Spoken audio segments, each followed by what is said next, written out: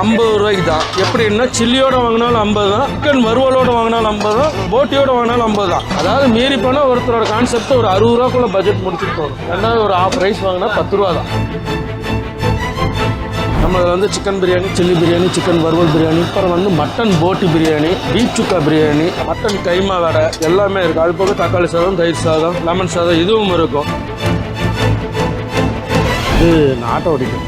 Auto ஓட்டும்போது ஒரு இடத்துல போய் ஒரு சாப்பிடணும் அப்படின்னா இது 10 ரூபாய்க்கு வந்து 4 இட்லி கொடுப்பாங்க. அந்த 4 இட்லி வாங்குறதுக்கு எவ்வளோ கஷ்டப்படும். அந்த கஷ்டத்தை உணர்ந்தம் காட்டிட்டு தான் ஃபஸ்ட்டு ஸ்டார்டிங்கில் நான் இங்கே பிரியாணி போடும்போது வெறும் 30 ரூபாய்க்கு தான் போடும். ஸ்கூல் குழந்தை இருக்குது வந்தாங்கன்னா சாப்பாடு வந்து சும்மா கொடுத்துட்டு கஷ்டப்படுற ஆளுக்கு தான் ஜாஸ்தி வரும். அந்த 12 ரூபாய்க்கு குஸ்கா கொடுத்தது ரொம்ப சந்தோஷப்படுவார். 30 ரூபாய்க்கு எனக்கு மீறி போனால் 40 ரூபா முடிஞ்சது பாய். இன்னைக்கு வச்சோம் பட்ஜெட்டு நைட்டு எங்கள் வீட்டுக்கு ஏதோ கொண்டு போகலாம் அப்படிங்கிற கான்செப்டுக்கு பார்த்தீங்கன்னா அது கூட்டம் நிற்கும்.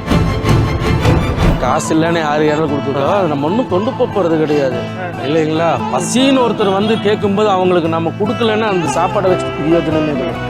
50 ரூபாய்க்கு தான். எப்படின்னா சில்லியோட வாங்கினாலும் 50 தான், சிக்கன் வறுவலோட வாங்கினாலும் 50 தான், போட்டியோட வாங்கினாலும் 50 தான். அதாவது மீறி போனால் ஒருத்தரோட கான்செப்ட் ஒரு 60 ரூபாக்குள்ள பட்ஜெட் முடிச்சுட்டு போகணும். ரெண்டாவது ஒரு ½ ரைஸ் வாங்கினா 10 ரூபா தான். நம்ம வந்து chicken biryani, chilli biryani, chicken வறுவல் பிரியாணி, அப்புறம் வந்து மட்டன் போட்டி பிரியாணி, பீஃப் சுக்கா பிரியாணி, மட்டன் கைமா வடை எல்லாமே இருக்குது. அது போக தக்காளி சாதம், தயிர் சாதம், லெமன் சாதம் இதுவும் இருக்கும்.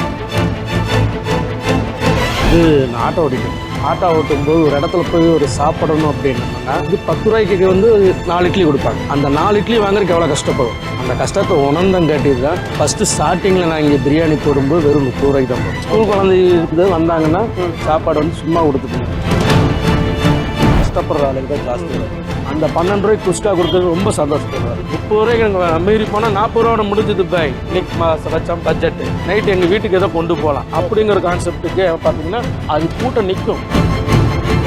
காசு இல்லைன்னு யாரும் கொடுத்துட்டோம் அது நம்ம ஒன்றும் கொண்டு போகிறது கிடையாது இல்லைங்களா. பசின்னு ஒருத்தர் வந்து கேட்கும்போது அவங்களுக்கு நம்ம கொடுக்கலன்னா அந்த சாப்பாடை வச்சு பிரயோஜனமே கிடையாது. உங்களுக்கு லாபமாக நிற்கிதான். எல்லாம் ஃபேமிலி மொத்தம் ஃபேமிலியோட வேலை செய்கிறோம் போதுமா.